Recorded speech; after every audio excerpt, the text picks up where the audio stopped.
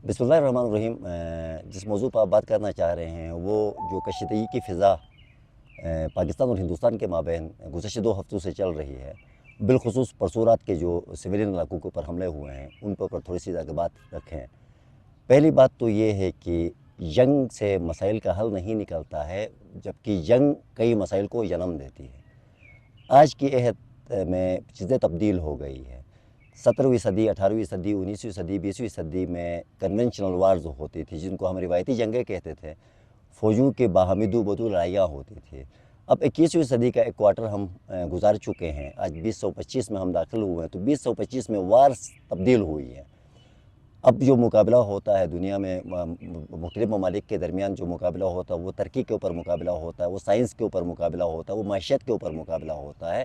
जबकि हिंदुस्तान और पाकिस्तान की तकसीम के वक्त जो रियासत जम्मू कश्मीर बंदरबांट का शिकार हुई थी, और मसला जम्मू कश्मीर की वजह से हिंदुस्तान और पाकिस्तान के माबैन 3 एलानिया जंगें हुई हैं। 2 महरके, जिसको सियाचिन का महरका और करगिल का महरका कहते हैं, और उसके साथ बीच बीच में 2-4 बार हालात ख़राब हुए, और अब भी जंग की फ़िज़ा बनी हुई है।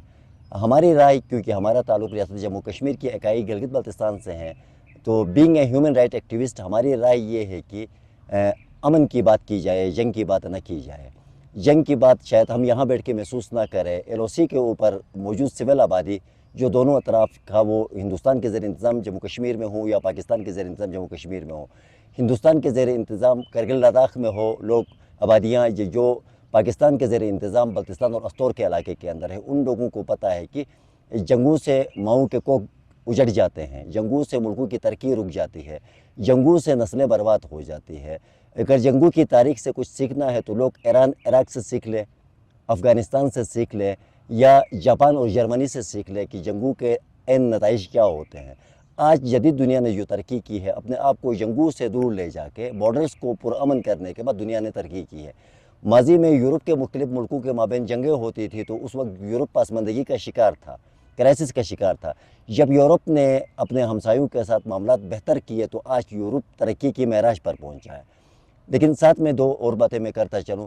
पहली बात यह है, फ़ौजों के माबैन जंगें पाकिस्तान और हिंदुस्तान के माबैन 3 बार पहले भी हुई है, महरके भी हुए हैं, लेकिन इस बार अफसोसनाक बात यह है कि पहलगाम के अंदर एक दहशतगर्दी का वाक़ा रोनुमा हुआ, जो इंडियन मीडिया ने फौरी तौर पर पाकिस्तान के खाते में डाल दिया। खाते में डालने के बाद जंग का माहौल बनाया गया। जंग का माहौल बनाने के बाद परसों रात एलओसी के ऊपर मुख्तलिफ़ मुकामात पर अटैक हुआ, जिससे नकियाल के अंदर एक मासूम बच्ची और बच्चे की शहादत हुई, जिससे मुज़फ़्फ़राबाद की मस्जिद बिलाल शहीद हुई, जिसकी वजह से बरनाला सेक्टर के ऊपर भी सिविल आबादी मुतासिर हुई, और मुरीद केक वाले इलाके के अंदर भी कैजुअल्टी, सिविलियन कैजुअल्टीज़ हुई। और हिंदुस्तान ने जो सबसे बड़ी गलती की है, जिसके ऊपर कम ही लोग बात करते हैं, मैं उस पर भी अपनी गुजारिश रखना चाहूँगा, वो ये कि हिंदुस्तान का जो आइन मुरतब हुआ 1954 में, या उसमें जो अमेंडमेंट हुई 2019 में, दोनों के अंदर हिंदुस्तान का आइन ये कहता है कि पूरी रियासत जम्मू कश्मीर उसका इंटीग्रल पार्ट है, जबकि पाकिस्तान का आइन ये कहता है कि ये मुतनाज़ा इलाका है, इसका अभी फैसला होना बाकी है। जब एक तरफ हिंदुस्तान क्लेम ये करता है कि ये उसका इलाका है, फिर मुज़फ़्फ़राबाद या जो नाम नहात आज़ाद जम्मू कश्मीर की जिन ख़वातीन की शादियाँ जो श्रीनगर में हुई थी, उनसे उनके बच्चों को छीनता है हिंदुस्तान। छीनने के बाद वाघा बॉर्डर के ज़रिए उनको यहाँ भेज के वो जम्मू कश्मीर के लोगों को एक नेगेटिव पैगाम दे रहा है। मोदी ने मुकाबला करना है तो पाकिस्तान की फ़ौज के साथ मुकाबला करे। सिविलियन आबादियों के ऊपर जो अटैक है, ये इंसानियत सोच अटैक है। सिविल आबादी हिंदुस्तान के ज़ेर इंतज़ाम जम्मू कश्मीर में भी अगर ज़ेर अताब आती है तो ये शर्मिंदगी का मुकाम है। पाकिस्तान के ज़ेर इंतज़ाम जम्मू कश्मीर के अंदर भी सिविल आबादी अगर ज़ेर अताब आती है तो ये भी इंसानियत के लिए बाइस शर्मिंदगी है, ये हमारी राय है।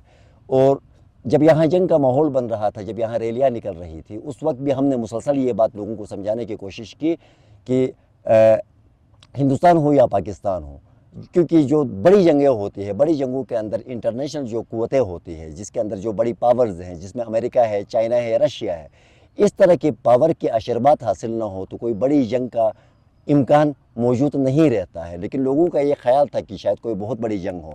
उस वक्त भी हमारा क्या कहते हैं, हमारी अंडरस्टैंडिंग ये थी कि कोई बड़ी जंग नहीं होनी है।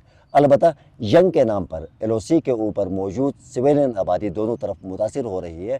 हम हुकूमत हिंदुस्तान और हुकूमत पाकिस्तान اور مقتدر حلقوں سے یہ گزارش کرتے ہیں خدا را انسانوں پر رحم کھائے، جدید دور کے تقاضوں کے مطابق امن کی بات کرے، جنگ میں بربادی ہے، زندگی امن میں ہے، تو آئے مل کے امن کا پیغام دیتے ہیں۔